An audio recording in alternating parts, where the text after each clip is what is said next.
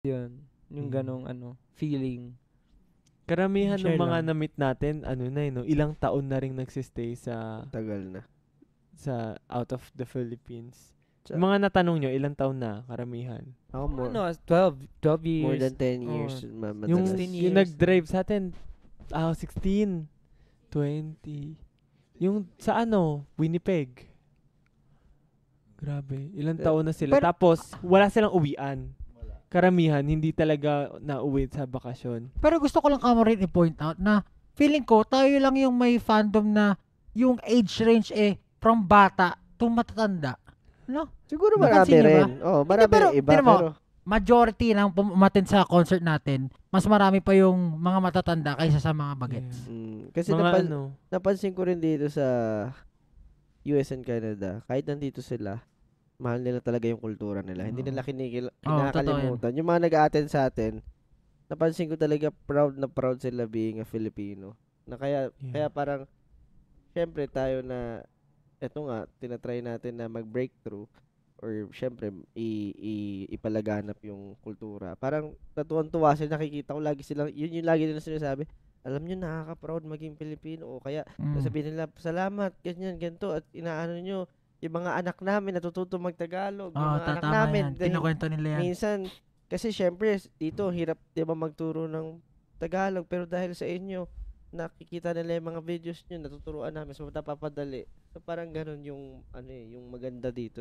Yung minsan kasi, naidudulot. parang yung ibang tao rin, parang tinatry nila makisama or makiangkop din sa lugar.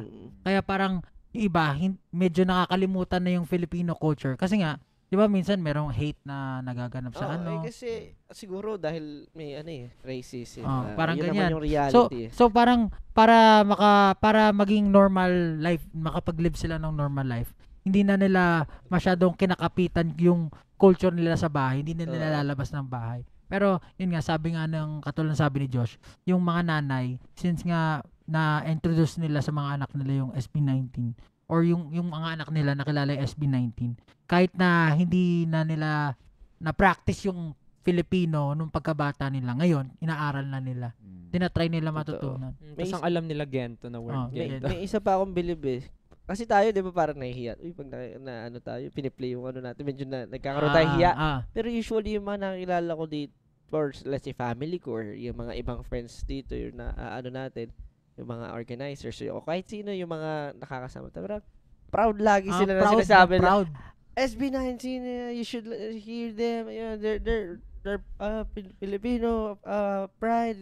Parang gano'n na, parang ako nahihiya. Wag mo naman kayo masyadong pagmalaki. Pero na-feel ko yan, parang feeling ko may explanation ako dyan. Kasi parang nahihiya tayo kasi iniisip natin, alam natin na hindi pa tayo sikat. So, hindi pa natin masyado niyayabang or hindi natin masyado fino-flaunt yung group natin as, SB19, ano po kami, ganito. Pero for them kasi, as someone na nakikita nila na Pilipino na nakikilala ng ibang bansa, parang malaking bagay na yun for them. Talagang proud sila. Kaya for them, kilala na talaga tayo ng mga maraming tao. Kaya super proud sila na ipakilala tayo. Kaya ganun yung nafe-feel ko. Ako nga gusto ko rin ma-experience yung concert natin. Parang, Manood lang. oo. Kasi alam mo, syempre, anong nararamdaman ng mga fans pag nanonood sila ng concert natin? Yun yung lagi kong tinatanong. So, parang ako, gusto ko lumipat sa katawan ng ibang tao para mapanood yung concert natin. Pero honestly, nagulat din ako kasi sinasabi ng mga ibang promoters, na kakaiba rin daw talaga yung show natin. Na parang, ngayon lang nila na-experience yung ganong klaseng show. Parang, ang ganda daw talaga, pang world class daw talaga. Sana, world class. Pero syempre, marami pa rin improvements. Pero nakakatuwa na proud talaga sila na nandito tayo ngayon, nakapag-perform sa stage internationally.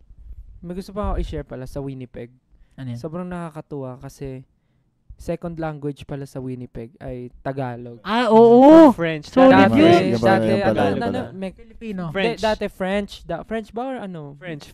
French yung second language nila. Ngayon, Tagalog na. Tagalog. Tapos parang may plus points ka daw pag kinuha mo sa school yung curricular na Tagalog. Tagalog talaga dito. Ay, hindi. curriculum. Parang pag kinuha mo yung Tagalog, yung Filipino subject, may plus point ka daw. Kasi, talaga? Oo. Kasi nga sobrang daming Pinoy doon. Kaya naging second language na yung Tagalog. Ang galing. Nag-Uber tayo sa tapos napakabilis mag-drive ni Kuya. Sabi ko, para roller coaster itong sinasakyan natin. Pinag-uusapan natin siya kasi ang bilis-bilis, Oo. nakakahilo. Tapos nung pagbaba natin, sabi niya, salamat po. Nakakaintindi, marunong ng Nakakaintindi pala ng Tagalog. Tagalog. Naintindihan pala yung As natin. in, Nasa may pag-usapan. friends daw kasi siyang Pinoy. Basta yung nakausap natin sa embassy ng Washington, na sabi niya, yun nga, natutuwa sila na natatakel natin yung mga second gen, yung doon na pinanganak na Filipino, na hindi na nakapag-English. Parang Detached sabi, na sila eh. yung mga bata na hihikayat pa natin na aralin pa yung culture ng Filipino dahil nga sa kanta natin, sa gento. Tapos, paglabas natin, merong mga bata na yung Filipino. triplets. Tapos, di nga sila marunong Hindi siya mag-Tagalog. Tagalog. Pero, Nirarap ring gento. Nirarap I yung am gento. Josh! Sabi niya. Cute nun eh. Diba? No? Parang, Josh. ang ganda nung timing coincidence na yun yung topic nung pinag-uusapan natin sa embassy. Tapos pag palabas natin, pag pauwi na tayo, May actual na buhay na nangyari. patunay. Buhay na buhay na patunay. Buhay na patunay. Parang magugol ka talaga na, okay, tama pala. Nag-work pala yung ginagawa talaga natin. As in, right there and then, no? Parang, oh my God, may mga bata. Minsan kasi may mga doubts din tayo. Parang, nakakarating ba talaga tayo sa yung reach natin sa gantong kalawak? Pero magugulat kayo mga bata, kilala tayo. Paunti-unti. Pero ang nakakagulat kasi, normally kasi ang nakakakilala sa amin, Filipino. parang, hindi, I mean, mga teenager, mga ganun, mga nasa 18, 19, 20, 21, mga 18 to 25 years old. Pero kanina ang kalimitan mga nakakilala sa amin, mga nanay, mga ganun, tas Working. mga lola, ganun.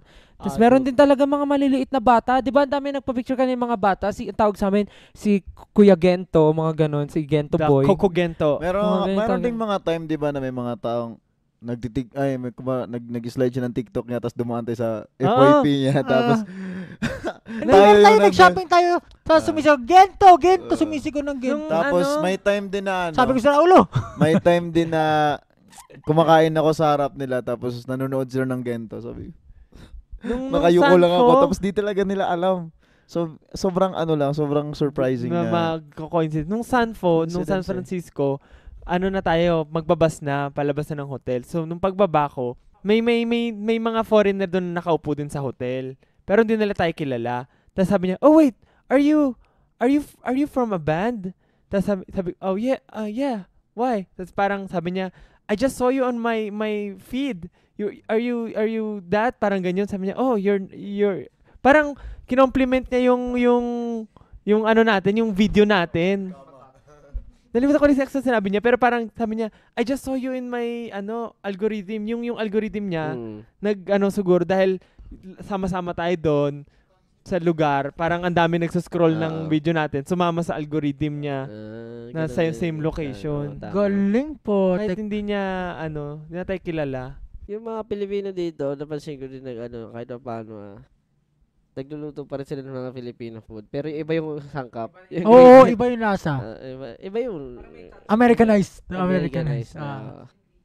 Pero ayun, kailangan lagi may seasoning tayo. Kasi, syempre, ang Pinoy food, malasa yan eh. Iba rin talaga yung, kumbaga sa atin, iba yung product eh. Iba rin yung product dito. Kumbaga, gumagawa na lang sila ng, ito pwede to maging Alternative, sauce, alternative kumbaga. So, Walang andun pa rin kalamansi eh. yung